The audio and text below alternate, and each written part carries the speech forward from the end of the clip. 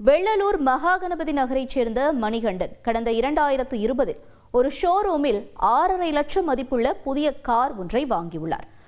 2 லட்சம் ரூபாய் முன்பணம் செலுத்தியுள்ளார். மீதமுள்ள பணத்திற்கு தனியார் நிதி நிறுவனத்தில் மாதம் 6,000 ரூபாய்க்கு மேல் தவணை செலுத்தியும் கடன் வாங்கிய நிலையில் மணிகண்டன் 20 மாதங்களுக்கு மேல் தவணை செலுத்தவில்லை என்று கூறப்படுகிறது. இதனால் சம்பந்தப்பட்ட நிதி நிறுவன ஊழியர்கள் பலமுறை எச்சரித்தும் மணிகண்டன் தொகையை செலுத்தாத நிலையில் நிதி நிறுவன ஊழியர் ஜெகதீஷ், கதிரவன், சுரேஷ் ஆகிய மூவரும் மணிகண்டன் வீட்டிற்கு சென்று அவரது காரை எடுத்து செல்ல முயன்றனர்.